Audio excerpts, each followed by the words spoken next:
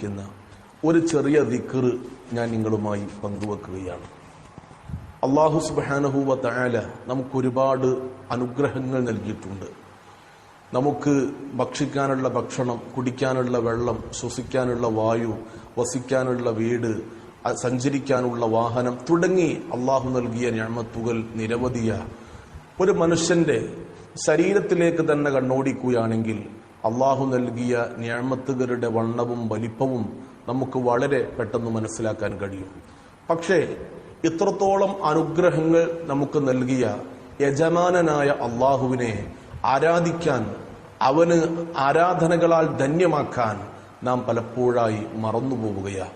നമ്മുടെ ജീവിതത്തിന്റെ തിരക്കുകളിൽ അള്ളാഹുവിന് ഇബാദത്ത് ചെയ്യാൻ നിസ്കാരത്തിലൂടെയും നോമ്പിലൂടെയും സക്കാത്തിലൂടെയും സ്വദഖകളിലൂടെയും അതുപോലെ ദിക്റുകളിലൂടെയും ഒക്കെ അള്ളാഹുവിലേക്ക് പലപ്പോഴായി നമുക്ക് അടുക്കാൻ സമയം കിട്ടുന്നില്ല. അത് നമ്മുടെ ഒരു പരാജയമാണ്. നമുക്ക് അള്ളാഹുവിലേക്ക് അടുക്കണം. ഇത്രത്തോളം നിഅമത്തുകൾ നൽകിയ അള്ളാഹുവിനെ നാം എപ്പോഴും സ്തുതിക്കണം. അല്ലെങ്കിൽ ഈ നൽകിയ നിഅമത്തുകൾ എപ്പോഴും അവൻ പിൻവലിക്കാൻ സാധ്യതയുണ്ട്. മരണം വരെ, മരിക്കുന്നതിന്റെ മുമ്പായി അള്ളാഹു നൽകിയ എന്തെല്ലാം നിഅമത്തുകളുണ്ടോ അതൊക്കെ നമുക്ക് ആസ്വദിക്കാൻ കഴിയണം. അള്ളാഹു തൗഫീഖ് നൽകുമാറാവട്ടെ. പ്രിയപ്പെട്ടവരെ, അതുകൊണ്ട് നമ്മുടെ ജീവിതം എപ്പോഴും നാം ആരാധനകളാൽ ധന്യമാക്കണം. പ്രിയപ്പെട്ട കൂട്ടുകാരുമായി ഞാൻ ഒരു ചെറിയ ദിക്ർ ഞാൻ ഇന്ന് ഷെയർ ചെയ്യുകയാണ്. ആ ദിക്ർ എല്ലാവരും ചൊല്ലണം. അതോടൊപ്പം തന്നെ നമ്മുടെ വീട്ടിലുള്ള നമ്മുടെ ഉമ്മമാര്, ഉപ്പമാര്, നമ്മുടെ കൂട്ടുകാര്, നമ്മുടെ ഭാര്യമാര്, സന്താനങ്ങൾ, ഇവർക്കെല്ലാം ഈ ദിക്ർ നാം പറഞ്ഞു കൊടുക്കണം. ഇസ്ലാമിൽ ഓരോ വിഷയങ്ങൾക്കും പ്രത്യേകമായ നിയമങ്ങളുണ്ട്. ഒരാൾ രാവിലെ എഴുന്നേറ്റു കഴിഞ്ഞാൽ അവൻ ചൊല്ലേണ്ട ദിക്റുണ്ട്. അതുപോലെ തന്നെ അതിന്റെ ശേഷം അവൻ വീട്ടിൽ നിന്ന് പുറത്തു പോകുമ്പോൾ ചൊല്ലാൻ ദിക്റുകളുണ്ട്.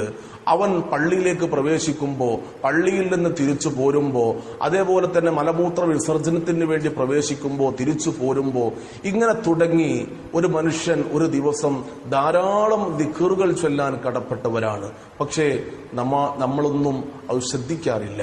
അതുകൊണ്ട് നമ്മുടെ ജീവിതത്തിൽ നമുക്കൊരു മാറ്റം വരുത്തേണ്ടതുണ്ട്. കാരണം ഇന്ന് നമുക്കറിയാം, നമുക്കിടയിൽ ഒരുപാട് പ്രയാസങ്ങളും പ്രതിസന്ധികളും മാരകമായ രോഗങ്ങളും അള്ളാഹുവിന്റെ കഠോരമായ പരീക്ഷണങ്ങളുമൊക്കെ നടന്നുകൊണ്ടിരിക്കുകയാ. നമ്മുടെ ചെറിയ മക്കൾക്ക് പോലും ഇന്ന് ക്യാൻസറും ട്യൂമറും അതേപോലെ തന്നെ കിഡ്നി ഫെയിലിയറും ഇങ്ങനെ തുടങ്ങി എന്തെല്ലാം അസുഖങ്ങളാണ് ദൈനംദിനം നാം കേട്ടുകൊണ്ടിരിക്കുന്നത്. അങ്ങാടികളിലൂടെ സഞ്ചരിക്കുന്ന സമയത്ത് ബക്കറ്റും പിടിച്ചുകൊണ്ട് വൃക്ക മാറ്റിവെക്കാൻ വേണ്ടിയാണെന്ന് പറഞ്ഞ് ചെറുപ്പക്കാര് നമ്മുടെ അടുത്തേക്ക് പിരിവിന് വരുന്നത് പ്രിയപ്പെട്ടവരെ പലപ്പോഴും നാം കണ്ടിട്ടുണ്ടാകും. അതുകൊണ്ട് തന്നെ ഇത്തരമായ മാരകമായ പ്രയാസങ്ങൾ, അതിൽ നിന്ന് അള്ളാഹു നമുക്കൊക്കെ മോചനം നൽകുമാറാവട്ടെ.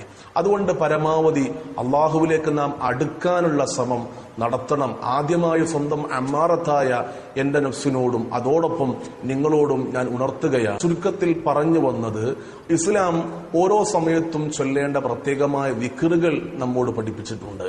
പ്രത്യേകിച്ച് ഞാൻ ഇന്ന് പറയാൻ ഉദ്ദേശിക്കുന്നത്, നാം അങ്ങാടിയിലേക്ക് പോകുമ്പോൾ, ഒരു പട്ടണത്തിലേക്ക് പോകുമ്പോൾ നാം അവിടെ വെച്ചുകൊണ്ട് ചൊല്ലേണ്ട ഒരു ചെറിയ ദിക്ർ, ആ ദിക്റിന് വളരെയധികം പ്രതിഫലം നമുക്ക് ലഭിക്കുകയാണ്.